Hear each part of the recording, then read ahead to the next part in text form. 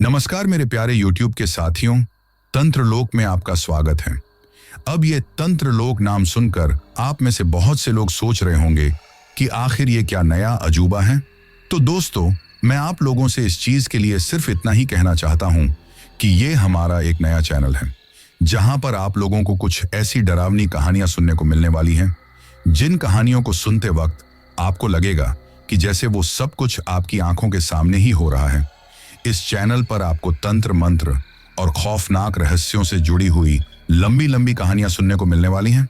आज की इस कहानी को सुनकर आप लोग जितना ज्यादा हो सके उतना ज्यादा इस चैनल को सब्सक्राइब करने की कोशिश करें, क्योंकि आपके प्यार और सपोर्ट से ही मैं इस चैनल को आगे बढ़ा पाऊंगा।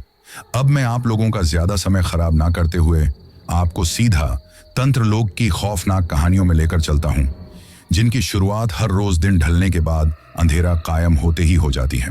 नमस्कार दोस्तों, मेरा नाम रणवीर है और मैं महाराष्ट्र के पुणे शहर का रहने वाला हूं। आज मैं आप लोगों को अपने जीवन की एक ऐसी डरावनी घटना के बारे में बताना चाहता हूं, जिस घटना के बारे में सुनने के बाद आप लोग ये सोचने पर मजबूर हो जाओगे कि क्या आज के जमाने में भी ऐसा होता है। क्या आज के जमाने में भी ये सब चीजें कुछ लोगों के जहन में अपना अस्तित्व रखती हैं। दरअसल बात यह है कि मैं शुरू से ही शहर में पला बड़ा था। देखने में भी काफी अच्छा खासा था और पढ़ाई लिखाई में भी तेज था। ऐसे में मेरी एक अच्छी मल्टीनेशनल कंपनी में जॉब भी लग गई थी। सब कुछ अच्छा चल रहा था, लेकिन मेरे पापा जो गांव से बिलोंग करते थे, उन्होंने मेरा रिश्ता गांव की रहने वाली एक लड़की नैना से कर दिया। नैना के पापा और मेरे पापा बचपन के दोस्त थे और उन्होंने बचपन में ही मेरा रिश्ता तय कर दिया था। जब मैंने इस रिश्ते के बारे में सुना तो मैंने साफ इनकार कर दिया कि मैं ऐसी किसी भी लड़की से शादी नहीं करूंगा। मैं शुरू से शहर में पला बड़ा था, तो मेरी सोच भी इसी तरह की थी। मुझे मॉडर्न ख्यालों की लड़की चाहिए थी। वैसे पहले मेरी काफी गर्लफ्रेंड रही थी, लेकिन मेरे घर वाले लव मैरिज के खिलाफ थे, तो ऐसे में किसी के साथ भी बात नहीं बनी।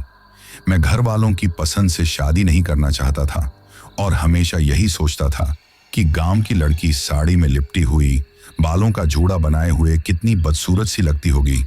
लेकिन जब घर वालों ने साफ कह दिया कि मेरी शादी सिर्फ नैना से होगी, तो मैं बहुत ज्यादा परेशान हो गया। ऐसे में कुछ दिन की छुट्टी लेकर मैं इन सब से छुटकारा पाने के लिए तमिलनाडु के शहर नीलगिरी में घूमने के लिए चला गया। नीलगिरी एक पर्यटक स्थल है जो नीलगिरी पहाड़ियों के लिए फेमस है। मैं इन सब से कैसे भी करके छुटकारा पाना चाहता था। बिना किसी दोस्त के लिए मैं अकेले ही वहां पर चला गया था। वहां जाकर मुझे एक सुकून सा मिला था, वरना घर में तो हर किसी की सुबह शाम बस यही बातें थी कि मैं कब शादी कर रहा हूं। मैंने नीलगिरी पहुंचकर एक होटल रूम बुक किया और कुछ दिन वहां पर रहने का प्लान बनाया। अगले दिन ही जब मैं वहां घूमने के लिए निकला तो मैंने देखा कि वहां पर बहुत सारे लोग थे और काफी सुंदर जगह थी। तभी मेरी नजर सामने जाकर ठहर गई, जहां एक तरफ एक लड़की बैठी हुई थी जो मेरी तरफ देखकर मुस्कुराने लगी। सच बताऊं तो वो लड़की कोई स्वर्ग से उतरी हुई अप्सरा दिखाई दे रही थी।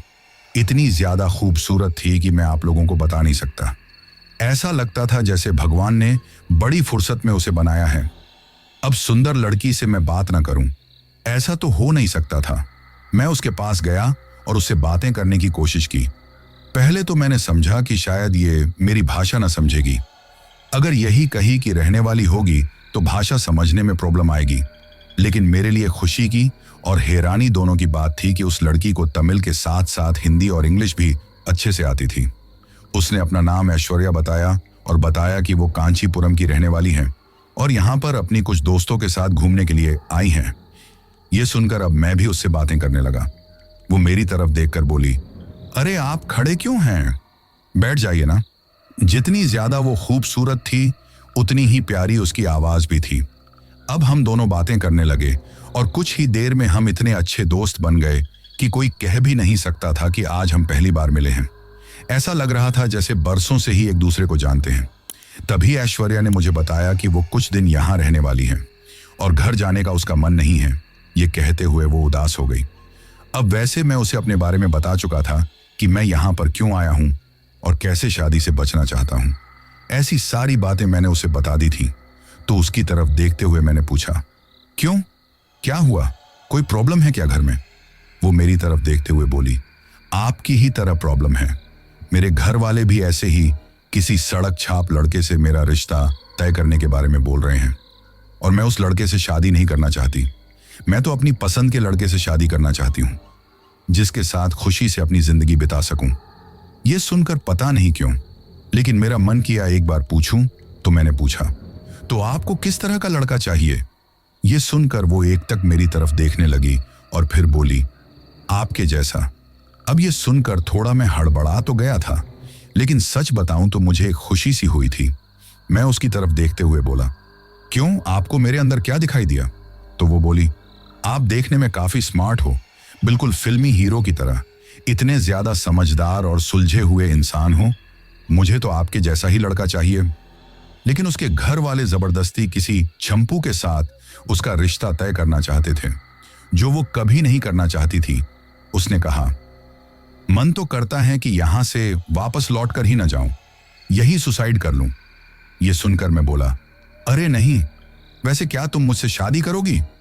बिना सोचे समझे मैंने यह सवाल उससे कर दिया। मेरी बातें सुनकर वो एकटक मेरी तरफ देखने लगी। अब मुझे लगा कि शायद मेरी बात का उसे बुरा ना लग जाए, इसलिए मैं बोला, सॉरी। तो वो मेरी तरफ देखते हुए बोली, सॉरी की जरूरत नहीं है, क्या तुम्हें मैं सच में पसंद हूं? तो मैं उसकी तरफ देखते हुए बोला, तुम इतनी ज्यादा खूबसूरत हो और इतनी अच्छी बातें करती हो, दुनिया का कोई भी ऐसा लड़का नहीं होगा जो तुमसे शादी ना करना चाहेगा। अब यह सुनकर उसके चेहरे पर मुस्कान आ गई। कुछ देर बाद वो बोली, मैं भी आपसे शादी करना चाहती हूं। एक दिन में जरा सी मुलाकात में उसने मुझसे शादी करने के लिए हाँ कर दिया, बिना ये जाने कि मैं कितना सच बोल रहा हूं और कितना झूठ बोल रहा हूं। और मुझे तो उस वक्त उसके सिवा कुछ दिखाई नहीं दे रहा था। अब हम दोनों ने सोच लिया कि हम एक दूसरे से शादी करेंगे।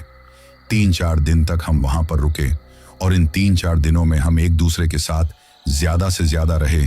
एक दूसरे के हाथ में हाथ डालकर घूमना, एक दूसरे से बातें करना।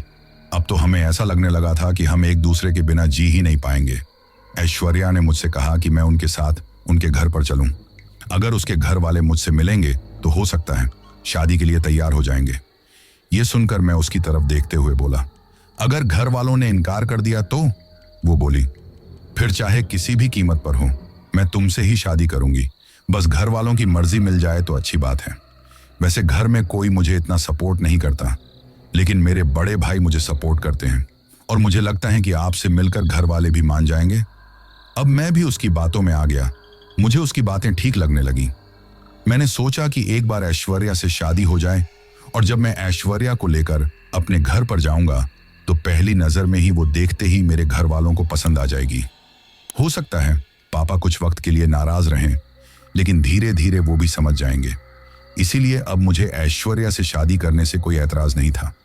मैंने एक बार भी ये नहीं सोचा कि क्या ऐश्वर्या से इस तरह शादी करना मेरे लिए ठीक होगा। क्या इस तरह कुछ दिन की मुलाकातों में जल्दीबाजी में यह फैसला लेना मेरे लिए ठीक है? मैं तो बस ऐश्वर्या के प्यार में पूरी तरह पागल हो गया था। अब कुछ दिन नीलगिरी में रुककर मैं ऐश्वर्या के साथ कांचीपुरम चला गया। वैसे ऐश्वर्या ने बताया कि उनके जो पूर्वज थे, उनके इलाके के पुराने जमाने में राजा महाराजा थे और आज भी उनके घर परिवार वाले बिल्कुल राजा महाराजाओं जैसी मान मर्यादाओं का पालन करते हैं। इतने मॉडर्न जमाने में भी उनके यहाँ पर वही राजा महाराजाओं जैसी परंपरा निभाई जाती है। फिर जैसे ही हम ऐश्वर्या के घर पर पहुंचे, मैंने देखा कि उसका घर कोई साधारण मकान नहीं था, बल्कि देखने में ही महल जैसा था। इतना आलीशान और बाहर से ही इतना खूबसूरत था कि ऐसा लगे जैसे हम किसी पुराने जमाने में राजा महाराजाओं के महल में आ गए हों। वैसे ऐश्वर्या ने जो कहा था बिल्कुल सच था। वहां ऐसा ही लग रहा था जैसे हम कोई पुराने जमाने में आ गए हों। जब ऐश्वर्या ने मेरे साथ अपने घर के अंदर कदम रखा तो मैं तो चारों तरफ देखता ही रह गया। बड़ा ही आलीशान और खूबसूरत महल था, लेकिन पता नहीं क्यों जैसे ही मैंने वहां पर कदम रखा तो मुझे एक अजीब सी बदबू का एहसास हुआ, लेकिन मैंने इस बात पर ध्यान नहीं दिया। साथ ही इतना बड़ा महल था, लेकिन नौकर चाकर भी कोई दिखाई नहीं दे रहा था, सिर्फ एक औरत को छोड़कर। ऐसे में सोचा कि शायद जरूरत नहीं होगी, जिस वजह से नहीं रखे होंगे, या फिर शाम हो गई है इस वजह से चले गए होंगे। ये सोचकर इस बात को भी नजरअंदाज कर दिया। वही कुछ देर बाद ऐश्वर्या के घर वाले वहां पर आ गए। सभी मुझे अजीब तरीके से घूर घूर कर देखने लगे। ये देखकर पहले तो मुझे अजीब लगा और फिर मैंने सोचा कि शायद ऐश्वर्या इस तरह मुझे लेकर आई हैं और मैं उन सब के लिए अनजान हूं। ऐसे में मुझे देख रहे होंगे। तभी ऐश्वर्या मेरी तरफ देखते हुए बोली, ये मेरा परिवार है। ये कहते हुए अपने परिवार से मुझे मिलवाया। उसके परिवार में एक बूढ़ी दादी थी जो बहुत ज्यादा बूढ़ी थी और अजीब तरीके से मुझे घूर कर देख रही थी। उसके पापा और उसका एक बड़ा भाई था। उन लोगों ने मुझे देखा। फिर ऐश्वर्या ने जाकर अपने बड़े भाई से जाकर मुझे मिलवाया। उस घर में उस वक्त उसके बड़े भाई ने मुझसे बात की। उस वक्त उसके चेहरे पर कुछ अजीब से ही भाव थे। वहां सब घर वालों का इस तरह अजीब सा व्यवहार देखकर मुझे हैरानी हुई। माना कि मैं उनकी बेटी की पसंद था, उनकी पसंद नहीं था, लेकिन वे लोग अपनी बेटी से भी ठीक तरह से बातें नहीं कर रहे थे। तभी ऐश्वर्या मेरी तरफ देखकर बोली, चलो मैं तुम्हें तुम्हारा कमरा दिखा देती हूँ। ये सुनकर मैं उनके साथ जाने लगा तो पीछे से उनकी दादी की एक अजीब सी आवाज आई, रुको। ये सुनकर हम रुक गए। तभी वो ऐश्वर्या की तरफ देखते हुए बोली, समझा देना इसे कि यहां पर कैसे रहना है, या कोई इसका घर नहीं है, हमारा घर है, हमारे हिसाब से रहना होगा। फिर उन्होंने कई सारे नियम बताए, जैसे कि मैं किस कमरे में रहूंगा, बिना किसी की मर्जी के किसी के भी कमरे में नहीं जाना, नौकरानी से ज्यादा लगाव नहीं रखना, हवेली के पिछले हिस्से में नहीं जाना, रात के 10 बजे हवेली से बाहर नहीं निकलना और ना ही अपने कमरे से बाहर निकलना, रात के 10 बजे से पहले ही लाइट बंद कर सो जाना और किसी से ज्यादा सवाल जवाब नहीं करना। उनकी बातें सुनकर मुझे अजीब सा लगा। अब मुझे हैरानी हुई कि ये कोई घर है या फिर कोई हिटलर का जेल खाना, जो इतने सारे नियम मानने होंगे। फिर भी मैंने सोचा कि क्या बोलना, मुझे तो बस ऐश्वर्या से शादी करनी थी। फिर ऐश्वर्या मुझे लेकर एक कमरे में चली गई और बोली, ये आपका कमरा है। मैंने देखा, बड़ा ही आलीशान और खूबसूरत कमरा था। अब वो मेरी तरफ देखते हुए बोली, परंतु दादी जी ने जो कहा है वो आपको मानना होगा। अब ये सुनकर मैं कुछ बोलता, तभी दरवाजा खटखटाने की आवाज आई तो ऐश्वर्या बोली, आ जाओ। तभी एक अधेड़ उम्र की औरत वहां पर खाना लेकर आई। साधारण नैन नक्श की थी, जिसे मैं पहले भी देख चुका था। शायद उस घर की अकेली नौकरानी थी वो मेरी तरफ देखने लगी तो ऐश्वर्या बोली, इसका नाम सुरमा है। सुरमा ताई ये बरसों से यहाँ पर काम करती हैं और हमारे फैमिली मेंबर की तरह हैं। जब भी आपको किसी चीज की जरूरत हो तो आप कमरे से बाहर मत निकलना। ये कहते हुए मुझे एक बेल दिखाई और बोली, इसे बजा देना, कुछ देर में ही ये आ जाएगी और आप इसे जो भी आपको चाहिए बोल देना। अब ये सुनकर मैं बोला, ठीक है। फिर सुरमा ताई खाने की थाली वहां पर रखकर चली गई। अब ऐश्वर्या बोली, ठीक है, आप आराम कीजिए, वैसे भी रात होने आई है और हम सब घर वालों को 10 बजे से पहले सोने की इजाजत है। 10 बजे के बाद किसी को अपने कमरे से भी बाहर निकलने की इजाजत नहीं है और खास करके आप भी अपने कमरे जाएं और हो सके तो 10 बजे से पहले ही सो जाना। वैसे भी 10 बजे बाद कमरे की लाइट भी दादी जी को जलती हुई दिखाई दे गई तो वो बहुत ज्यादा गुस्सा करेंगी। अब ये सुनकर मैं कुछ बोलता, उससे पहले ही वो मेरी तरफ देखकर फिर से बोली, और खाना जल्दी से खा लीजिए। ये कहकर वहां से चली गई। मुझे वहां सबका व्यवहार अजीब सा लग रहा था। उस वक्त मैं सोच रहा था कि कैसे अजीब से लोग हैं और कैसे नियम कायदे फॉलो करने पड़ते हैं। माना कि पहले के जमाने में राजा महाराजा रहे थे, लेकिन अब कौन सी राजा महाराजा की सत्ता है जो इतने सारे नियम बना रखे हैं। उस वक्त भी राजा महाराजा भी अपने परिवार के लिए या कोई आने वाले मेहमान के लिए इतने नियम नहीं बनाते थे जितने इन लोगों ने बना रखे हैं। वैसे सच में ऐश्वर्या कैसी रहती होगी इन लोगों के साथ, मैं सोचने लगा। ये कहते हुए मैं खाना खाने लगा और कुछ देर में मैंने खाना खा लिया तो सुरमा ताई वापस आई। बिना कुछ बोले ही खाने की थाली लेकर चली गई, लेकिन पता नहीं क्यों वो बार बार मेरी तरफ देख रही थी, परंतु बोल कुछ नहीं रही थी। ये सब कुछ मुझे पहले तो अजीब लगा, परंतु मैंने भी इन सब पर ध्यान नहीं दिया। अब मैं ठहरा शहर में रहने वाला। देर रात सोने की मुझे आदत थी तो ऐसे में बेड पर लेटकर मैं अपना मोबाइल देखने लग गया। मेरे घर वालों के काफी कॉल आ चुके थे, व्हाट्सएप मैसेज आए थे, लेकिन फोन साइलेंट पर होने की वजह से न मैं उनसे बात कर पाया था और न किसी मैसेज का जवाब दे पाया था। फिर मैंने उन्हें कॉल किया, अपने घर वालों से बात की, उन्हें बताया कि मैं कुछ दिन बाहर ही रहना चाहता हूँ। मेरे घर वाले बार बार शादी के लिए बोल रहे थे, लेकिन मैंने अभी ये कहकर इनकार कर दिया कि मैं कुछ दिन बाद में वापस लौट आऊंगा। पापा ने बहुत कहा कि मैं जल्दी से लौट आऊं। मेरा इस तरह ज्यादा बाहर रहना ठीक नहीं है, लेकिन मैंने उनकी बातों पर ध्यान दिए बिना ही कॉल काट दिया और अपने आप से ही बोला, क्या अजीब जबरदस्ती है। मेरे घर वाले जो जबरदस्ती मेरी शादी कहीं दूसरी जगह करवाना चाहते हैं, और ये लोग अजीब से नियम कायदे। पता नहीं मेरी जिंदगी में कैसे कैसे लोगों से मेरा सामना होगा। बस ऐश्वर्या के साथ मेरी शादी हो जाए, फिर चाहे दोनों परिवार ही हमें ना अपनाए, मैं ऐश्वर्या के साथ कहीं अलग लेकर अपनी जिंदगी जी लूंगा। यही सब सोचते हुए मैं बेड पर लेटे हुए मोबाइल देखने लग गया था, और इसी तरह मोबाइल देखते हुए मुझे पता ही नहीं चला कि कब रात के लगभग 12 बज गए। लेकिन अब भी मुझे नींद नहीं आ रही थी। ऐसे में फिर मैं उठकर टॉयलेट में चला गया। उनका तो कमरे से सबसे अटैच टॉयलेट भी इतना बड़ा था जितना तो हमारा शहर में कमरा भी नहीं था। अब मैं मन ही मन में सोचने लगा, वैसे कहना तो पड़ेगा, काफी रईस लोग हैं ये। क्या मेरा रिश्ता स्वीकार करेंगे? ऐश्वर्या के और मेरी शादी के लिए मान जाएंगे? यही सोचते हुए वापस टॉयलेट में से बाहर आया तो तभी मेरी नजर कमरे की खिड़की से बाहर की तरफ जो गार्डन था वहां पर गई। मैंने देखा कि एक पेड़ के पास एक अजीब सा साया खड़ा हुआ था। पहले तो मैंने इस बात पर ज्यादा ध्यान नहीं दिया, लेकिन मेरे लिए हैरानी की बात यह थी कि वो जो अजीब सा साया खड़ा था, उसकी हाइट देखकर मुझे पहले थोड़ा अजीब सा लगा। थोड़ी घबराहट भी होने लगी कि ये भला कौन हो सकता है, क्योंकि उसकी हाइट लगभग 10 फीट के आसपास थी। अंधेरे में उसका चेहरा तो दिखाई नहीं दे रहा था, लेकिन बनावट देखकर लग रहा था कि वो कोई इंसान है। तभी एक तेज हवा का झोंका कमरे में आया।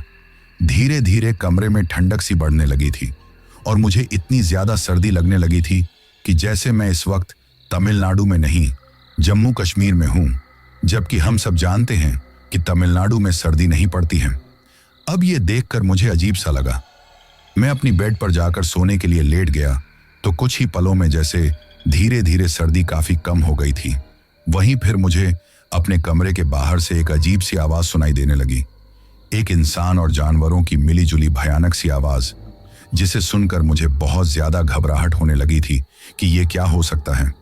अब इतनी हिम्मत तो थी नहीं कि खिड़की में से फिर से देख सकूं। ऐसे में अपने बेड पर ही लेटा रहा। फिर कुछ देर में सब कुछ शांत हो गया। तब जाकर मैंने चैन की सांस ली और अपने आप से बोला, अजीब लोग हैं ये, इनके यहाँ के नियम कायदे अलग हैं। यहाँ कुछ अजीब सी आवाजें गूंजती हैं।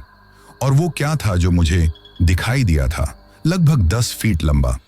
फिर मैं अपने आप से बोला, शायद मुझे कुछ भ्रम हुआ होगा, कोई और चीज होगी, लेकिन इन लोगों को देखकर लगता तो नहीं है कि ये आजकल के लोग हैं। अलग ही दुनिया लगती है यहाँ तो।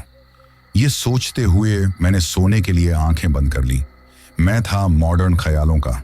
भूत प्रेत जैसी बातें मुझे बकवास लगती थी। मैं ऐसी बातों पर यकीन कहाँ करने वाला था। फिर कुछ ही देर में मैं सो गया। जब मैं गहरी नींद में सो रहा था, आधी रात का वक्त था, अजीब सी बदबू मुझे अपने कमरे में महसूस होने लगी। जैसे पूरे कमरे में एक अजीब सी बदबू फैल गई हो, जिससे सांस लेना भी मेरे लिए मुश्किल सा हो गया था। मैंने तभी आंखें खोली तो मेरी आंखों के सामने जो कुछ देखा, उसे देखकर एक पल के लिए मैं बहुत ज्यादा घबरा गया, क्योंकि उस वक्त मेरे कमरे में मेरी आंखों के सामने 10 फुट का साया एक तरफ खड़ा मुझे घूर कर देख रहा था। यह देखकर मैं बहुत ज्यादा घबरा गया। अंधेरे में बस उसकी आंखें चमकते दिखाई दे रही थी, क्योंकि ऐश्वर्या के घर में लाइट जलाकर सोना अलाउड नहीं था, तो कमरे में अंधेरा था। तभी मैंने घबराते हुए हड़बड़ाते हुए लाइट जलाकर देखा तो अब मुझे कुछ भी नजर नहीं आ रहा था, परंतु पता नहीं क्यों मुझे घबराहट सी महसूस होने लगी। फिर सोचा कि किसी को पता चलेगा कि मैंने लाइट जलाई है तो फिर वो लोग मुझे नियम कायदे समझा देंगे। इसीलिए मैंने फिर से लाइट बंद कर दी और सोने के लिए लेट गया। तभी मुझे ऐसा लगा जैसे कोई मेरे कमरे में चल रहा है। उसके कदमों की तेज आवाज मुझे अपने कानों में सुनाई दे रही थी। साथ में ही वो जो कोई भी था, अजीब सी आवाज निकाल रहा था, जैसे कोई जानवरों की और इंसानों की मिलीजुली आवाज हो, जो मुझे कुछ देर पहले सुनाई दी थी। ऐसे में हड़बड़ाते हुए मैंने फिर से लाइट जला दी, परंतु मुझे कुछ भी नजर नहीं आया। अब इतनी हिम्मत नहीं थी कि मैं फिर से लाइट बंद करके सो सकूं, इसलिए ऐसे ही सो गया। अभी मुझे सोए हुए 20 मिनट भी नहीं हुए थे कि मेरे कमरे का दरवाजा जोर जोर से खटखटाने की आवाज आना शुरू हो गई, जिसे सुनकर मैं सोचने लगा, कौन हो सकता है। जरूर घर में से ही कोई होगा जो मुझे लाइट जलाने पर सुनाने के लिए आया होगा।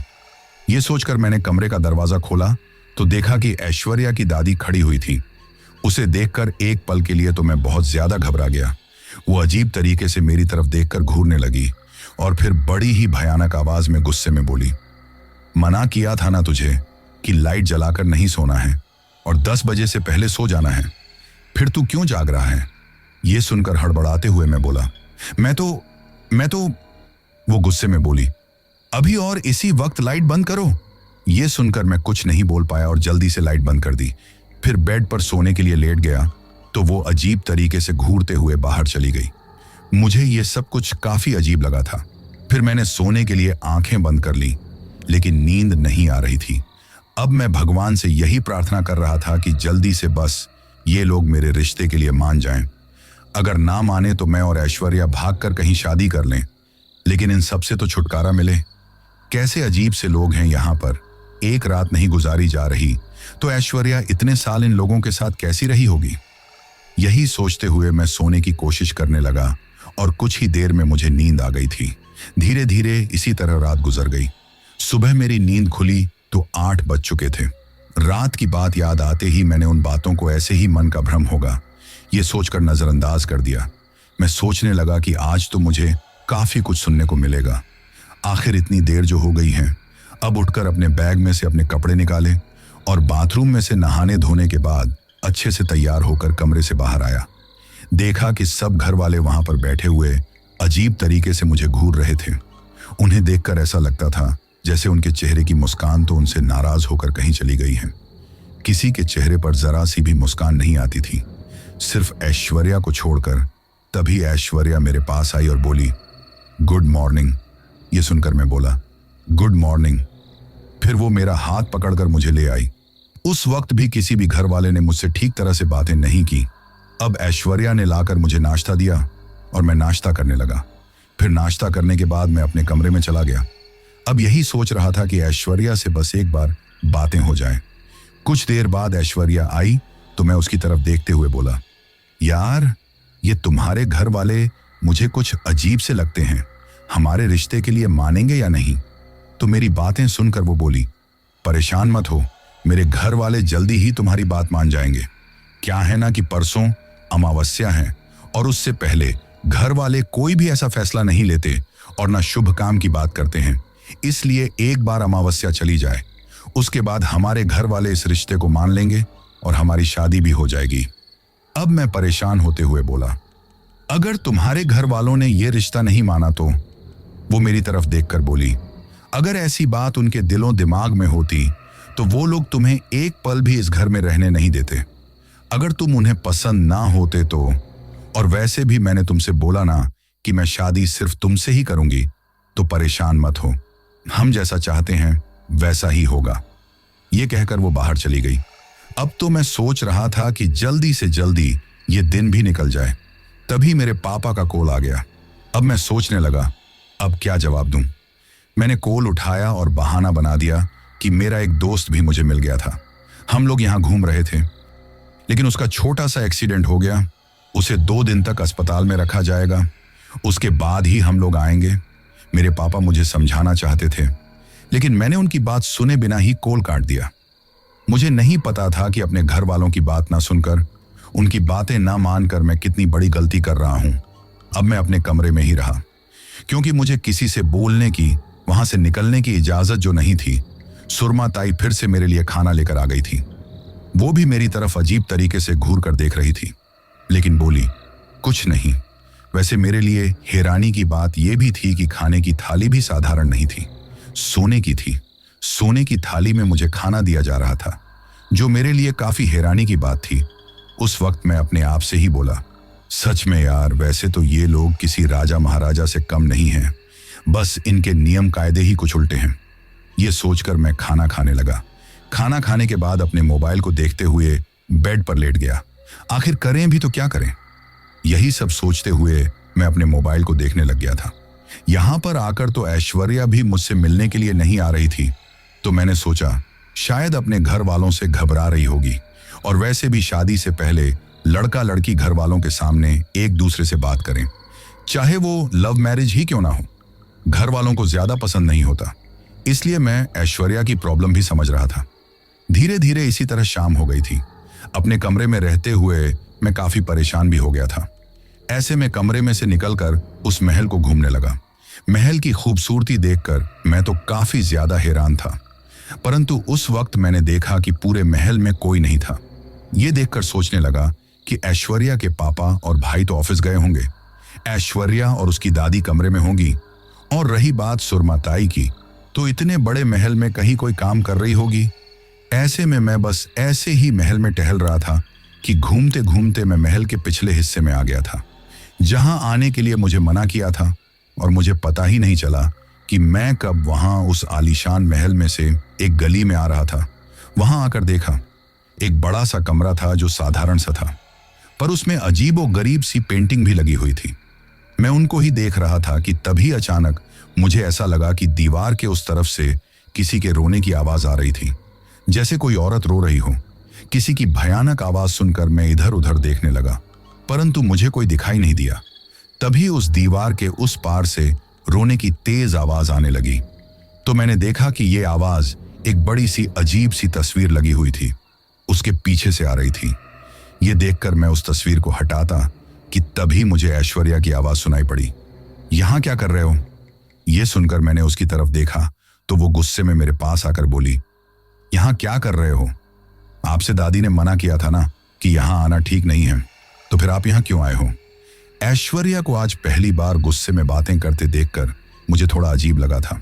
मैं बोला, यार मैं तो बस कमरे में ऐसे ही बैठे बैठे परेशान हो गया, तुम भी नहीं आई बात करने, तो क्या करता, टहलते हुए यहां आ गया। तो ऐश्वर्या मेरी तरफ देखकर बोली, और दादी जी ने आपसे कहा था ना कि महल के पिछले हिस्से में नहीं जाना है, तो फिर आप यहां क्यों आए हो? अब ये सुनकर मैं कुछ बोल पाता कि तभी ऐश्वर्या फिर से बोली, अरे यार सॉरी, मैं तुम पर गुस्सा कर रही हूं, लेकिन क्या करूं, दादी जी तुम्हें सुनाएं, इसलिए मुझे ही गुस्सा आ गया कि तुम उनकी बातों को मानते क्यों नहीं हो। यहां क्या काम है, चलो यहां से। तो मैं उसकी तरफ देखकर बोला, वैसे पूरा महल आलीशान है, लेकिन ये बड़ा सा हॉल जो कि महल के पिछवाड़े में है, ये तो ऐसा ही है। फोटो भी कुछ अजीब सी हैं। वैसे ये फोटो किसकी है? देखने में तुम्हारे बचपन की फोटो लग रही है, लेकिन तुम दोनों बहन भाई के साथ में ये लड़का कौन है? तो ये देखकर वो हड़बड़ा गई और फिर बोली, ये मेरे सबसे बड़े भाई हैं। ये कहते हुए रोने लग गई और बोली, अब इस दुनिया में नहीं है, किसी बीमारी के चलते उनकी मौत हो गई, और रही बात इस कमरे की, तो यहां पर हम लोग रहते नहीं हैं, इसलिए ये ऐसे ही खाली पड़ा है। अब चलिए यहां से। वो मेरा हाथ पकड़कर बोली। वही मैं उस फोटो की तरफ देखे जा रहा था और फिर ऐश्वर्या के साथ बाहर आ गया। अब ऐश्वर्या मेरी तरफ देखते हुए बोली, वापस अपने कमरे में चले जाइए और फिर ऐसी गलती मत करना, वरना दादी जी का गुस्सा तुमने अभी देखा नहीं है। ये कहकर वो भागते हुए अपने कमरे में चली गई। अब मैं अपने कमरे में तो आ गया, लेकिन जो रोने की आवाज मैंने सुनी थी उसे सुनकर मुझे काफी हैरानी हो रही थी। मैं सोचने लगा, कोई ना कोई बात तो है जो मुझे छुपी हुई है। घर वाले मुझे पीछे की तरफ नहीं जाने देते, इसका मतलब पीछे कोई ना कोई तो है। वो कौन था? रो रहा था। कहीं ऐसा तो नहीं कि इन लोगों ने किसी लड़की को या किसी औरत को कैद करके रखा हो। वैसे भी ऐश्वर्या भी मुझे वहां पर देखकर गुस्सा हो गई थी। जरूर कुछ ना कुछ तो बात है। यही बातें मेरे दिमाग में घूम रही थी। अब मैंने सोच लिया था कि चाहे जो हो, मैं पता लगाकर ही रहूंगा कि आखिर क्या बात हो सकती है, लेकिन इस वक्त तो कुछ नहीं कर सकता। किसी की नजर पड़ गई तो बेवजह ही मुझ पर चिल्लाएगा। ये लोग भी कुछ अजीब से हैं। ये सोचकर मैं फिर से अपने मोबाइल को देखने लग गया, लेकिन मोबाइल देखने में भी मेरा मन नहीं लग रहा था। मेरा मन तो बार बार उस आवाज की तरफ जा रहा था जो बड़ी ही अजीब सी भयानक सी किसी औरत की आवाज थी। जब रात हो गई तो सूरमा ताई मेरे लिए खाना लेकर आ गई थी। मेरे खाना खाने के बाद सूरमा ताई जब थाली वापस लेने आई तो मैंने उसकी तरफ देखते हुए कहा, ताई 1 मिनट रुको। ये सुनकर वो रुक गई। अब मैं उनकी तरफ देखते हुए हड़बड़ाते हुए बोला, आप बरसों से यहां काम करती हो, ये लोग तो सब तरह की भाषा जानते हैं, तो आप अपने भी शायद हिंदी तो समझती होगी। हिंदी नहीं तो मैं इंग्लिश में बातें कर सकता हूं, मुझे आपसे कुछ बात करनी है। ये सुनकर उसने पहले तो घूर कर मेरी तरफ देखा और फिर बोली, मुझे हिंदी भी आती है, बताओ क्या बात है। तो मैं बोला, मुझे यहां कुछ अजीब सा लगता है। देखो घर वालों से जाकर आप कुछ मत बोलना, वरना पता नहीं वे लोग मुझ पर कितना गुस्सा करेंगे। लेकिन यहां मेरे 2 दिन नहीं निकल रहे। आप इतने बरसों से यहां काम कैसे कर रही हो? यह सुनकर वो घूर कर अजीब तरीके से मेरी तरफ देखने लगी और मेरी बात का कोई जवाब दिए बिना ही वहां से चली गई। अब मुझे एक बात की और टेंशन हो गई कि मुझे इस तरह सुरमाताई से कुछ नहीं पूछना चाहिए। अगर इसने जाकर दादी जी को कुछ बता दिया तो वो गुस्सा करेंगी और फिर हो सकता है कि इसका असर मेरे और ऐश्वर्या के रिश्ते पर पड़े। ये सोचकर मैं बहुत ज्यादा परेशान हो गया था। धीरे धीरे रात हो गई थी। आज फिर दादी जी ने 10 बजे से पहले ही सोने के लिए बोल दिया था, तो 10 बजे से पहले ही मैंने कमरे की लाइट बंद कर दी और अपने बेड पर लेट गया। मैं अभी अपने मोबाइल को चला रहा था कि मुझे ऐसा लगा जैसे कोई साया मेरे बिल्कुल पीछे सिरहाने के पास में खड़ा हुआ है, क्योंकि उसकी सांस लेने की आवाज मुझे साफ साफ सुनाई दे रही थी। तो हड़बड़ाते हुए मैंने मोबाइल की टॉर्च से देखा, लेकिन कुछ भी नजर नहीं आया। तभी मुझे ध्यान आया कि वो औरत जिसके रोने की आवाज मुझे महल के पिछले हिस्से में जो कमरा था उसमें सुनाई दी थी, वो कौन हो सकती है? इस बारे में तो पता लगाकर ही रहूंगा, लेकिन अभी सब घर वाले सोए नहीं होंगे। ये सोचकर मैं बस सब घर वालों के सोने का इंतजार करने लगा। अब जब बेड पर लेटे हुए मैं परेशान हो गया तो ऐसे ही अंधेरे में खड़े होकर कमरे में टहलने लगा। तभी मेरी नजर खिड़की से बाहर की तरफ गई। मैंने देखा कि जो गार्डन था वहां पर एक कुआं था, जो जब मैं आया था उस वक्त मैंने देखा था कि वहां एक कुआं था, और आज भी मैं जब महल में देख रहा था तो दूर से मेरी नजर गई थी उस कुएं की तरफ। अब मैंने देखा उस कुएं के चारों तरफ एक साया था जो कि कल दिखाई दिया था, बिल्कुल वैसा ही था। शायद वही था। वो अपने हाथ में एक मोमबत्ती लेकर चारों तरफ घूम रहा था। यह सब कुछ मुझे काफी अजीब लगा। अंधेरे में दूर से मुझे यह सब कुछ दिखाई दे रहा था। साफ तरह से तो दिखाई नहीं दे रहा था, लेकिन हाँ, थोड़ा थोड़ा दिखाई दे रहा था। तभी वो साया मेरी तरफ आने लगा तो पहले तो मुझे घबराहट होने लगी, लेकिन फिर मैं सोचने लगा कि आखिर देखूं तो सही कि यह मामला क्या है। यही सब सोचते हुए मैं वहीं पर खड़ा रहा। वो साया मेरी तरफ आते हुए दिखाई दिया। मुझे ऐसा लग रहा था जैसे वो बहुत जल्दी से मेरी तरफ आ रहा था। जैसे ही खिड़की के पास आकर पहुंचा तो मेरी तो चीख गले में ही दबकर रह गई थी, क्योंकि उसके हाथ में जो मोमबत्ती थी उसके उजाले में मैंने उस साए को देखा था। वो बिल्कुल एक हड्डियों का कंकाल जैसा था, जिसने एक काले कलर का कुछ पहन रखा था और हाथ में एक मोमबत्ती थी। उसकी लाल चमकती हुई आंखें और अजीब सा चेहरा देखकर मैं तो थर थर कांपने लग गया था और जल्दी से अपने बिस्तर पर जाकर लेट गया।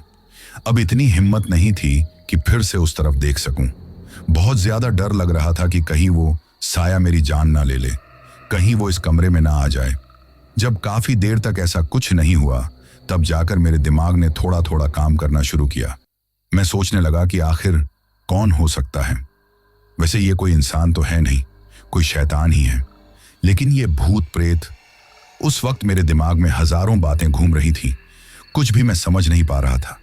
कमरे में अब सब कुछ शांत रहा। ऐसे में अब मैंने सोने के लिए आंखें बंद कर ली। तभी मुझे ऐसा लगा जैसे कोई भयानक रूप से चिल्लाया हो, जिसे सुनकर हड़बड़ाते हुए मैं अपने बेड पर बैठ गया और घबराते हुए चारों तरफ देखने लगा। लेकिन अब ना कोई आवाज सुनाई दे रही थी, ना कोई दिखाई दे रहा था। अब घबराते हुए मैं अपने आप से बोला, हे भगवान, ये कैसी जगह पर आकर मैं फंस गया। यहां तो कुछ ठीक नहीं है, कुछ अजीब सा है। यही सोचने लगा। उस वक्त मन कर रहा था कि मैं ऐश्वर्या को कॉल करूं, लेकिन वो तो 10 बजे से पहले ही अपना फोन स्विच ऑफ कर लेती है। ये दादी और इसके अजीब से नियम कायदे। मुझे अब दादी पर बहुत ज्यादा गुस्सा आ रहा था। फिर भी मैं आंखें बंद करके सोने की कोशिश करने लगा, लेकिन जो कुछ मैंने देखा था उसे याद करके घबराहट तो होने लगी। लेकिन अभी मैं पूरी तरह ये मानने के लिए तैयार नहीं था कि वो ऐसी वैसी कोई शक्ति भी हो सकती है। वैसे हमारे जैसे लोगों की यही प्रॉब्लम होती है। जब तक कोई बड़ी मुसीबत में ना फंस जाए और कुछ ऐसा दिखाई ना दे जाए जो बड़ा भयानक हो, तब तक ऐसी बातों पर यकीन भी नहीं करते हैं। धीरे धीरे वो रात तो जैसे तैसे गुजर गई थी। अगले दिन जब ऐश्वर्या मुझसे मिलने के लिए आई तो मैंने सोचा एक बार इस बारे में उससे बातें करूं, लेकिन वो फिर मुझ पर गुस्सा करेगी कि मैं रात को 10 बजे से पहले क्यों नहीं सोया। इसलिए मैंने उसे कुछ नहीं बताया। बस उसकी तरफ देखकर मैं यही बोला, यार अब तो अपने घर वालों से बातें करो हमारे बारे में। तो वो मेरी तरफ देखकर बोली, बस आज का दिन आज की रात, कल अमावस्या की रात है और परसों मैं इस बारे में अपने घर वालों से बातें करूंगी। तुम परेशान मत हो। ये कहते हुए उसने मुझे भरोसा दिलाया तो मैं भी कुछ ना बोल सका। वहां पर एक एक पल गुजारना मेरे लिए बहुत ज्यादा मुश्किल हो रहा था। धीरे धीरे वो दिन भी निकल गया था। उस महल में एक वीरानी सी छाई हुई थी। मेरे दिलो दिमाग में वही जो रोने की आवाज मैंने सुनी थी, वही सब कुछ आ रही थी। तो मैंने सोच लिया था कि आज की रात में पता लगाकर ही रहूंगा कि आखिर इन सब के पीछे की सच्चाई क्या है। ऐसे में रात को जब खाना खाने के बाद सब लोग सो गए तो लगभग 11 बजे के आसपास मैं अपने कमरे में से निकला। तभी मैंने देखा कि पूरे महल की लाइट बंद थी। चारों तरफ एक सन्नाटा सा छाया हुआ था। अब मैं धीरे धीरे कदम बढ़ाते हुए आगे बढ़ने लगा तो मुझे ऐसा लगने लगा जैसे महल में कोई और भी चल रहा है। किसी के चलने की आहट, उसके कदमों की आवाज मुझे साफ सुनाई दे रही थी। ऐसे में मैं एक खंबे के पीछे छुपकर देखने लगा कि कौन है, लेकिन यह देखकर मैं हैरान रह गया कि किसी के चलने की आवाज तो मुझे वहां पर आ रही थी, परंतु दिखाई कोई नहीं दे रहा था। अब मुझे घबराहट होने लगी कि आखिर ये सब कुछ हो क्या रहा है।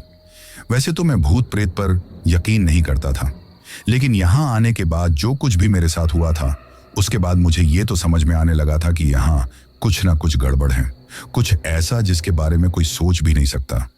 अब जब वो कदमों की आवाजें आना बंद हो गई तो मैं धीरे से उस तरफ चला गया जहां वो रोने की आवाजें सुनाई दी थी। अब महल के पिछवाड़े हिस्से में पहुंचकर मैंने जो उस तरफ जाने वाली गली थी, धीरे से उसका गेट खोला और अंदर उस कमरे में चला गया। वहां जाकर मुझे एक अजीब सी बदबू आने लगी थी। एक अजीब सी घुटन मुझे महसूस होने लगी थी। ये देखकर सोचा वापस लौट जाऊं, लेकिन फिर सोचने लगा कि आखिर पता तो लगाकर रहूंगा कि कौन है। तभी फिर से मुझे वहीं रोने की आवाज सुनाई देने लगी, जैसे कोई औरत भयानक आवाज में रोते जा रही हो। यह सुनकर मैं आगे बढ़ा। कभी सोचता कि इस तरह मेरा देखना ठीक होगा या नहीं, तो कभी सोचता नहीं, मुझे देखना तो चाहिए। और मैंने दीवार पर जो तस्वीर लगी हुई थी, न धीरे से उसे हटाई। पीछे की तरफ दीवार ही मुझे नजर आ रही थी, लेकिन रोने की आवाज साफ सुनाई दे रही थी। तो ऐसे में सोचने लगा कि आखिर कौन हो सकता है, वैसे कहीं कोई आ ना जाए। ये सोचकर भी घबराहट हो रही थी, परंतु ये रोने की आवाज कहां से आ रही है, ये सोचकर मैंने दीवार पर हाथ लगाया ही था कि अचानक एक आवाज सी करते हुए एक दरवाजा खुल गया। अब दीवार के अंदर वो दरवाजा देखकर पहले तो मैं बहुत हैरान रह गया, लेकिन जब वो दरवाजा खुला तो मैंने उसे तरफ देखा। एक कमरा दिखाई दे रहा था, लेकिन उसमें अंदर अंधेरा ही अंधेरा नजर आ रहा था और रोने की आवाज मुझे साफ सुनाई दे रही थी। ऐसे में मैंने अपने मोबाइल की टॉर्च जलाई और आगे बढ़ने लगा। पूरे कमरे में एक घुटन महसूस हो रही थी। मैंने देखा कि वो एक कमरे में एक छोटी सी गोल सी कोठरी थी, जिसमें चारों तरफ नजर दौड़ाई, लेकिन कुछ भी नजर नहीं आ रहा था। अब ये देखकर मैं हैरान रह गया कि ये कोठरी तो खाली है, तो फिर यहां पर रोने की आवाज कैसी। तभी मैंने देखा कि कोठरी में सामने ही एक अजीब सी मूर्ति थी और उसके सामने ही एक चबूतरा बना था, जिस पर अजीब सा निशान भी बना हुआ था। ये सब देखकर मैं हैरान रह गया। तभी मुझे उस कमरे में फिर से भयानक रूप से रोने की आवाज सुनाई देने लगी। ये देखकर मैं घबराते हुए चारों तरफ देखने लगा। उस छोटी सी कोठरी में उस अजीब सी मूर्ति के सिवाय और वहां जो नीचे निशान बना हुआ ऊंचा सा चबूतरा था, उसके सिवाय और कुछ नहीं था। ये देखकर मुझे घबराहट होने लगी कि ऐसा कैसे हो सकता है, यहां कोई नहीं है तो फिर ये आवाज कैसी। ये सोचकर मेरी तो दिल की धड़कन ही बढ़ गई थी। उस वक्त बहुत ज्यादा मैं डर रहा था। तभी मैंने देखा जो सामने अजीब सी मूर्ति थी, उसकी आंखों से हरी हरी सी रोशनी निकलने लगी। अब तो ये देखकर मेरा कलेजा ही मुंह को आ गया। इससे पहले मेरे साथ कुछ गलत हो जाए, मैं जल्दी से उस कोठरी से भागते हुए बाहर आया और उस कोठरी का दरवाजा बंद करके वापस वो तस्वीर लगाई। तभी मेरे कानों में एक भयानक सी आवाज मुझे सुनाई दी, इस बार तुम्हारा नंबर। और इसके साथ ही एक भयानक सी हंसी चारों तरफ गूंजने लगी थी। ऐसे में मैं तो कुछ समझ नहीं पाया और घबराते हुए वहां से भागते हुए बड़ी मुश्किल से अपने कमरे में आकर पहुंचा। वहां आकर मैंने थोड़ी चैन की सांस ली, लेकिन मुझे बहुत डर लग रहा था कि कहीं मेरे साथ कुछ गलत ना हो जाए। तभी खिड़की से होकर मेरी नजर बाहर की तरफ गई। उस कुएं के पास आज भी वही साया मुझे खड़ा हुआ दिखाई दिया, जिसे देखकर और भी ज्यादा घबराहट होने लगी कि हे भगवान, ये आखिर मेरे साथ क्या हो रहा है। तभी वो साया मेरी तरफ बढ़ने लगा, तो उसे अपनी तरफ आते देखकर अंधेरे में चमकती हुई उसकी आंखों को देखकर मैं थर थर कांपने लगा था। मुझे कल रात की बात याद आई जब वो साया मैंने देखा था। बड़ा ही डरावना और अजीब सा था। ये सारी बातें याद आने के बाद जैसे मैं अपनी सुध बुध खो बैठा था। ऐसे में अब इतनी हिम्मत नहीं थी कि अपने बिस्तर पर जाकर बैठ जाऊं। बस कांपते हुए बाहर की तरफ देखे जा रहा था। तभी मैंने देखा कि वो साया हाथ में वही मोमबत्ती लेकर मेरी तरफ ना आकर महल के पीछे की तरफ चल गया था। ये देखकर मैं कुछ समझ नहीं पाया। अब मैंने जल्दी से खिड़की और दरवाजे बंद किए। उस वक्त मैं इतना ज्यादा घबरा गया था कि आप लोगों को बता नहीं सकता कि मुझ पर क्या गुजर रही थी। मुझे अब हर वक्त चारों तरफ अपनी मौत का खतरा ही खतरा दिखाई दे रहा था। ऐसे में मैं सोचने लगा कि मेरा यहाँ रहना शायद ठीक नहीं है, मैं यहाँ से भाग जाऊं। लेकिन रात के वक्त तो भाग जाना ठीक नहीं होगा, क्योंकि महल के चारों तरफ तो इतनी ज्यादा सिक्योरिटी है कि मैं जा नहीं सकता। दीवार भी इतनी ऊंची है, राजा महाराजाओं के जमाने की है, कि वहां पर इंसान तो क्या, कोई परिंदा भी उनकी मर्जी के बिना नहीं आ सकता। ऐसे में वे लोग मुझे जाने नहीं देंगे। परंतु क्या करूं, एक पल भी तो यहां नहीं रह सकता। फिर मैं ऐश्वर्या के बारे में सोचने लगा कि वो बेचारी यहां पर कैसे रहती होगी। बस जल्दी से मेरी शादी उससे हो जाए और उसके बाद मैं उसे लेकर यहां से हमेशा के लिए चला जाऊं, तो फिर कभी लौटकर नहीं आऊंगा। ये सोचते हुए मैं बिस्तर पर लेट गया और कुछ ही देर में मुझे जैसे एक नशा सा छाने लगा और मुझे नींद आ गई। सुबह जब मुझे नींद खुली तो देखा कि सुबह हो चुकी थी, परंतु मैं बहुत ज्यादा घबरा रहा था। तभी दरवाजा खटखटाने की आवाज आई, तो मैंने दरवाजा खोला और देखा कि सामने ऐश्वर्या खड़ी हुई थी। मुझे देखकर मुस्कुराते हुए बोली, गुड मॉर्निंग। लेकिन मैं तो कुछ बोल नहीं पा रहा था। अब मुझे परेशान देखकर बोली, क्या हुआ? अब मैंने सोचा कि मैं ऐश्वर्या को सब कुछ बता दूं, परंतु सोचने लगा शायद इसे भी कुछ पता होगा। तभी तो ये भी चाहती थी कि मैं पीछे वाले हिस्से में ना जाऊं, ये भी डरती होगी। तभी ऐश्वर्या जैसे मेरे चेहरे को देखकर बोली, कोई बात है क्या? अब घबराते हुए कुछ बोल नहीं पाया तो वो मेरी तरफ देखकर बोली, सच बताऊं तो मैं जानती हूं कि यहां इस तरह अनुशासन में रहना आपको ठीक नहीं लगता, पर क्या करें, दादी जी के सामने कुछ कर भी तो नहीं सकते। बस आज की बात है, आज रुक जाओ। कल या तो घर वाले मान जाएंगे या फिर हम लोग हमेशा के लिए यहां से चलेंगे। अब ये सुनकर मैं कुछ बोलता उससे पहले ही ऐश्वर्या मेरा हाथ अपने हाथों में लेकर बोली, बहुत प्यार करती हूं आपसे, आपके बिना मैं नहीं रह सकती। आप मुझे प्लीज कभी छोड़कर मत जाइएगा, वरना मैं मर जाऊंगी। ये कहते हुए उसकी आंखों में आंसू आ गए। अब ये सुनकर मैं भी कुछ नहीं बोल पाया। मुझे भी उसकी बातों पर पूरा यकीन हो गया। मैंने सोचा कि बस आज रात की तो बात है, जैसे तैसे ये रात भी गुजर जाए। ऐश्वर्या को इस तरह मैं छोड़कर तो नहीं जा सकता ना। धीरे धीरे वो दिन भी गुजर गया। उस दिन तो ऐश्वर्या की दादी ने मुझे साफ बोल दिया था कि आज मैं दिन में भी कमरे से बाहर नहीं निकलूं। अब मुझे उनकी हर बात मानना मजबूरी थी। मैं वहीं पर रुक गया। धीरे धीरे वो दिन गुजर गया। मैं अपने कमरे में था। सभी घर वाले जैसे धीमी आवाज में आपस में कुछ बातें कर रहे थे, लेकिन समझ में नहीं आ रहा था कि क्या बोल रहे हैं। उस रात जब सुरमा ताई मुझे खाना देने के लिए आई तो वो बार बार मेरी तरफ देख रही थी। मेरी समझ में नहीं आ रहा था कि आखिर ये इस तरह मेरी तरफ क्यों देखती हैं। जरूर मुझे कुछ बताना चाहती हैं, लेकिन क्या, ये भी मैं सोच नहीं पा रहा था। अब तो मुझे ये इंतजार था कि आज की ये अमावस्या की रात गुजर जाए और सुबह होते ही पता चल जाएगा कि ये लोग ऐश्वर्या का रिश्ता मुझसे करेंगे या नहीं। लेकिन मुझे नहीं पता था कि ये अमावस्या की रात मेरी जिंदगी के लिए सबसे ज्यादा भयानक होने वाली है।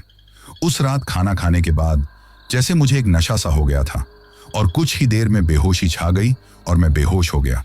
जब मुझे होश आने लगा तो मेरे कानों में कुछ अजीबोगरीब से मंत्र सुनाई देने लगे थे। कुछ ऐसे मंत्र जो बड़े अजीब से और डरावने से थे। धीरे से मैंने आंखें खोलकर देखा तो अपनी आंखों के सामने जो कुछ देखा उसे देखकर तो मेरे होश उड़ गए। मैं उस कोठरी में बंद था जिसमें मुझे रोने की आवाज सुनाई दी थी, और उस भयानक सी मूर्ति के सामने उस ऊंचे से चबूतरे पर जिस पर अजीब सा जो निशान था वहां लेटा हुआ था, और मेरे चारों तरफ ही काले कपड़े पहने हुए कुछ लोग बैठे थे जो अजीबोगरीब मंत्र बोलते जा रहे थे। मुझे एक काले घेरे में लिटाया हुआ था। मेरे आसपास में लौंग, पताशा जैसी कुछ अजीबोगरीब सी चीज रखी हुई थी। वहां पर भयंकर सी बदबू भी आ रही थी, क्योंकि मांस, मदिरा और तंत्र मंत्र की कुछ चीज भी वहां पर रखी हुई थी। ये देखकर मैं कांपने लगा था, घबराहट की वजह से जैसे गले में से भी आवाज नहीं निकल रही थी।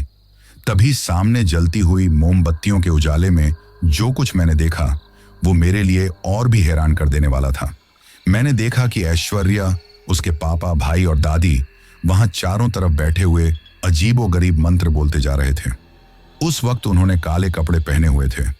उनके चेहरे पर एक अजीब सी मुस्कान थी। तभी ऐश्वर्या की दादी ऐश्वर्या के पापा की तरफ देखते हुए बोली, आप बलि की तैयारी करो, उसके बाद 1 साल तक हमारा राज। ये कहते हुए वो भयानक रूप से हंसने लगी थी। वही ऐश्वर्या भी ये सुनकर हंसने लगी। अब मुझे तो अपनी आंखों पर यकीन नहीं हो रहा था कि मेरे साथ जिंदगी भर साथ निभाने का वादा करने वाली ऐश्वर्या भी इन सब में शामिल हैं। इसका मतलब ये लोग मेरी नरबली देना चाहते हैं। अब मुझे सारी बातें याद आने लगी जो मैंने ऐश्वर्या के साथ वक्त गुजारा था। इसका मतलब ऐश्वर्या ने मुझे अपने जाल में फंसाया था और मुझे इसीलिए यहां लेकर आई थी कि मेरी नरबली दे सके। ये सोचकर ही मैं बहुत ज्यादा घबराने लगा था। तभी ऐश्वर्या के पापा ने एक बड़ा सा हथियार हाथ में उठाया, जिसे देखकर तो मैं थर थर कांपने लगा गया था।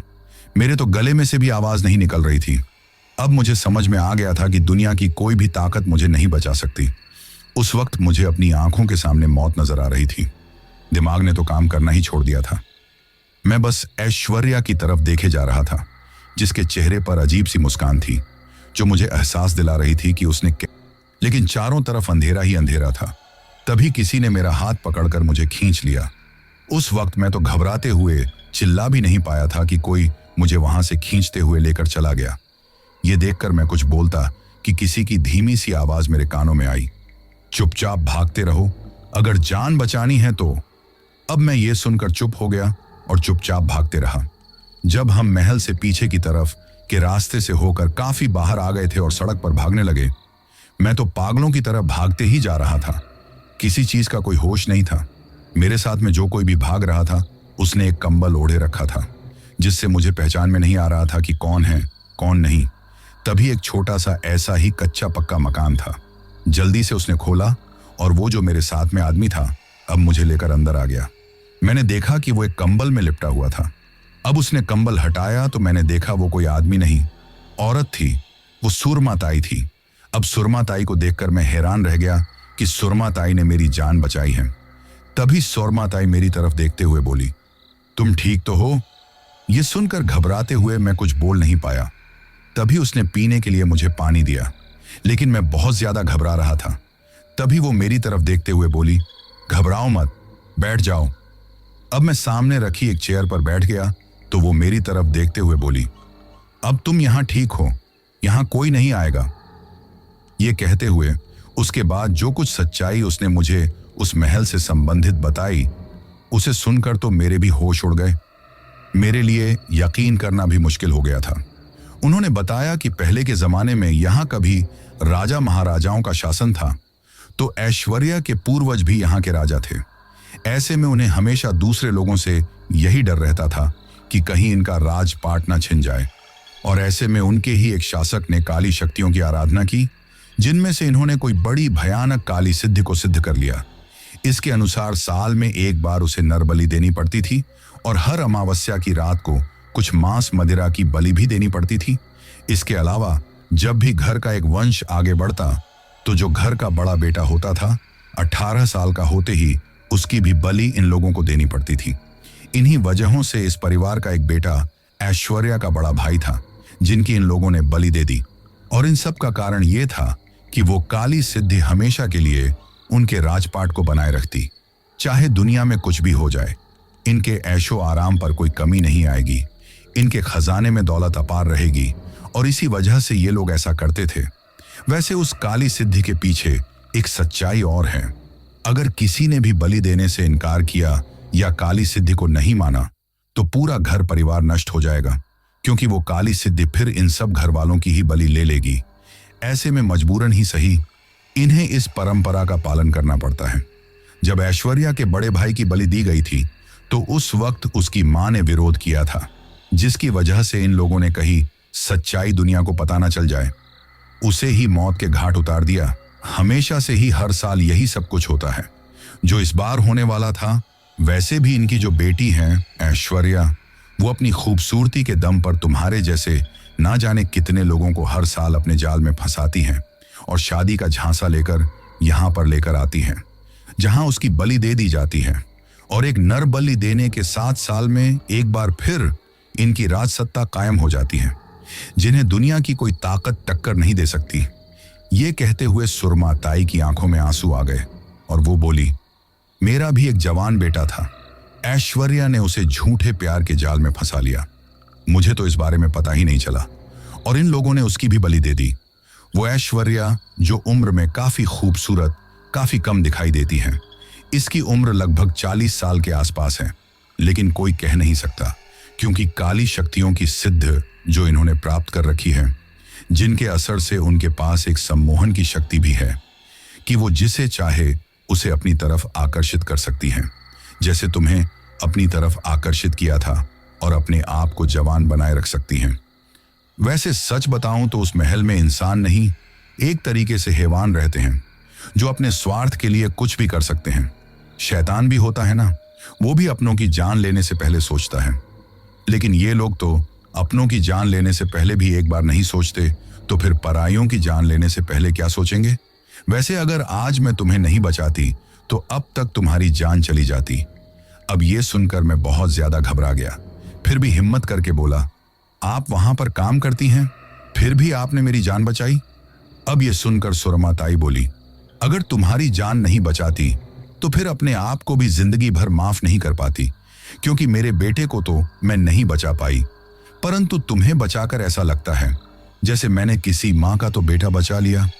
मुझे पता था कि ये काली शक्तियां गायत्री मंत्र का मुकाबला नहीं कर सकती, इसीलिए मैंने एक टाइप रिकॉर्डर में तेज आवाज में गायत्री मंत्र पहले से ही ले गई, और वहां पर दरवाजे पर जाकर जैसे ही गायत्री मंत्र बजाए, उनकी काली शक्तियां हड़बड़ा गई, गुस्से में हो गई थी, और मैं उस अंधेरे में तुम्हारी जान बचाकर लेकर आ गई। अब ये सुनकर घबराते हुए मैं बोला, और अगर इन सब में आपकी जान चली जाती तो? वो बोली, मेरे जीने का वैसे भी क्या फायदा। मैं तो इसलिए जी रही थी कि जो मेरे बेटे के साथ हुआ वो किसी और के साथ ना हो, और इसीलिए मैंने ये सब कुछ किया था। अगर आज मैं तुम्हारी जान बचाते हुए मर भी जाती तो मुझे कोई अफसोस ना होता, कम से कम अपनी गलती की मुझे सजा मिल जाती कि इतने वर्षों से मैं चुप रही और न जाने कितने लोगों की बलि दे दी गई। इस बात का एहसास तब हुआ जब पिछले साल मेरे बेटे की बलि दी गई थी।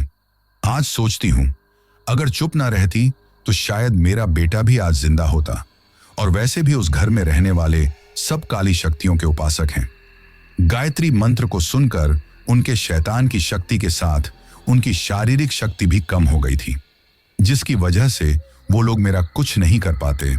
अब ये सुनकर मैं घबराते हुए बोला, और अब जब उन लोगों को आपकी सच्चाई पता चलेगी तो वे लोग आपको जिंदा नहीं छोड़ेंगे। आपने मेरे लिए अपनी जान दांव पर लगा दी। ये सुनकर वो बोली, वे खुद बचेंगे तब तो जिंदा छोड़ेंगे ना। ये सुनकर हड़बड़ाते हुए मैं बोला, मतलब? तो वो बोली, उन लोगों ने आज रात काली शक्ति को जागृत किया है, और ऐसे में वो काली शक्ति किसी नरबली को लेने के लिए आती है। उनकी पूजा में किसी तरह की अड़चन नहीं आनी चाहिए, और आज जब उसे नरबली नहीं मिलेगी तो वो काली शक्ति गुस्से में बहुत ज्यादा बौखला जाएगी। वैसे भी गायत्री मंत्र उन्होंने सुने हैं, तो अब तो उनका गुस्सा 7वें आसमान पर होगा, और ऐसे में क्या होगा ये तो भगवान ही जाने। परंतु इससे पहले किसी को कुछ भी हो, तुम यहां से निकल जाओ। ये कहते हुए उसने मुझे एक बस का टिकट दिया और वहां से जाने के लिए बोल दिया। अब मैं जल्दी ही पैदल वहां से जाने के लिए निकल गया, और कुछ ही देर में बस स्टैंड पर पहुंच गया। वहां पर आधे घंटे तक मैं बस का इंतजार करता रहा। वो एक एक पल मैंने बड़ी मुश्किल से गुजारा था। हर तरफ मुझे मौत दिखाई दे रही थी।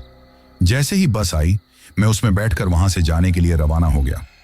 आगे दूसरे शहर जाकर रेलवे स्टेशन पर जाकर मैंने अपने घर वापस लौटने के लिए ट्रेन का लंबा सफर किया, और मैं अपने घर पहुंच गया। मुझे देखकर मेरे घर वाले पहले तो मुझे डांटने लगे कि मैं इतने दिनों कहाँ था, वे लोग कितने परेशान थे। परंतु अब मुझे समझ में आ गया कि सुंदर चेहरे के पीछे किस तरह के घिनौनी सच्चाई छुपी होती है और घर वाले जो सोचते हैं अच्छा ही होता है। अगर मैंने अपने घर वालों की बात मानकर शादी के लिए हाँ कर दी होती और इस तरह घर छोड़कर ना गया होता, उस ऐश्वर्या की बातों में ना आया होता, तो मेरे साथ इतना सब कुछ ना हुआ होता। अब मैं ऐसे में बिना ज्यादा सोचे अपने पापा की तरफ देखते हुए बोला, सॉरी पापा, मेरी वजह से आपको बहुत तकलीफ हुई। वैसे रिश्ते के लिए मैं तैयार हूं जो आपने मेरे लिए ढूंढा है। ये सुनकर तो जो घर वाले मुझसे गुस्सा थे, उनका गुस्सा भी पल भर में ही शांत हो गया और फिर मेरा रिश्ता तय कर दिया गया। अब मुझे इस रिश्ते से कोई एतराज नहीं था, क्योंकि मुझे एक नई जिंदगी मिलने के बाद एक नया सबक भी मिला था। और फिर धूमधाम से मेरी शादी भी हुई। शादी की पहली रात जब मैंने अपनी पत्नी को देखा तो वो साधारण रूप रंग की थी, लेकिन अब मुझे सुंदरता से इतना लगाव नहीं रहा था, क्योंकि सुंदरता के जाल में फंसकर मैं अपनी मौत को बहुत करीब से देख चुका था। इसलिए मैंने अपनी पत्नी नैना को सच्चे दिल से अपनाया। धीरे धीरे नैना के साथ रहते हुए मुझे एहसास हुआ कि वो दिल की बहुत अच्छी थी और काफी समझदार भी थी। अब मुझे एहसास हुआ कि जीवन साथी के लिए एक सच्चे हमसफर का साथ और उनके संस्कार मायने रखते हैं, न कि उनका गांव और शहर में रहना। आज मैं अपनी पत्नी नैना के साथ अपने परिवार के साथ बहुत खुश हूं, लेकिन जो कुछ हुआ था उसे मैं कभी नहीं भूला। पता नहीं, आज भी जब अमावस्या आती है तो मुझे बहुत ज्यादा डर लगने लगता है। वैसे एक बात और मैं आपको बताना भूल गया। जब मैं वहां कांचीपुरम से भागकर आया था, उसके अगले दिन ही मैंने अपने मोबाइल पर न्यूज देखी थी कि ऐश्वर्या के उस महल के बारे में, जहां पर अगले दिन सुरमाताई काम करने गई तो उन्हें सबकी लाशें मिली थीं। ऐसा लग रहा था जैसे किसी ने बेरहमी से उनकी जान ले ली हो। उनका पूरा शरीर नीला पड़ा हुआ था, जगह जगह से नोच कर खाया हुआ था, जैसे किसी जानवर ने उनके ऊपर हमला किया था। वैसे सुरमा ताई ने पुलिस को बताया कि महल में उसे भी रात को रहने की इजाजत नहीं होती थी। कोई भी रात के वक्त नहीं रुकता था। ऐसे में क्या हुआ किसी को पता नहीं। न महल में किसी तरह का सीसीटीवी था कि कुछ पता चल सके। यह जानकर पुलिस ने बहुत कोशिश की, परंतु अंत में यही बताया गया कि अचानक हुई इतनी मौतों के पीछे कौन था, किसी को नहीं पता, क्योंकि उनकी मौत अभी तक रहस्य बनी हुई है। जबकि मुझे पता था कि यह सब कुछ उनके ही बुरे कर्मों का नतीजा था। इंसान जैसा करता है वैसा ही उसे मिलता है। चाहे कितनी बड़ी शैतानी पूजा कर लो, हमारे कर्मों का न्याय तो भगवान करता है, क्योंकि भगवान के सामने कोई भी शैतानी शक्ति नहीं रुक सकती। उस घटना का मेरे दिलो दिमाग पर इस कदर असर पड़ा कि मैंने उसके बारे में बताया तो किसी को नहीं, क्योंकि सारी सच्चाई जानकर मेरे घर वाले बहुत ज्यादा परेशान हो जाते। इसलिए मैं चुप रहा। परंतु इसके बाद मुझे तमिलनाडु के नाम से ही डर लगने लगा था। मैं कभी सपने में भी अब उस तरफ जाने के बारे में नहीं सोचता। मैं जानता हूं तमिलनाडु बहुत अच्छा राज्य है, वहां के लोग बहुत अच्छे हैं, लेकिन उन अच्छे लोगों के बीच कुछ ऐश्वर्या और उसके घर वाले जैसे घटिया लोग, जो इंसान नहीं बल्कि हैवान हैं, वो रहते हैं। तो दोस्तों, ये थी हमारी आज की कहानी। कहानी आपको कैसी लगी ये आप मुझे कमेंट बॉक्स में कमेंट करके जरूर बताना। और दोस्तों, अब इस चैनल पर भी बेनाम की तरह ही रेगुलर स्टोरीज आने वाली हैं, तो आप लोग अब हर रोज स्टोरी सुनना मत भूलना। इसके बाद मैं उन लोगों के नाम लेता हूं जिन्होंने पिछली स्टोरी सुनने के बाद कमेंट करके ये बताया था कि वो कहां से कहानी सुनते हैं और उनका नाम क्या है।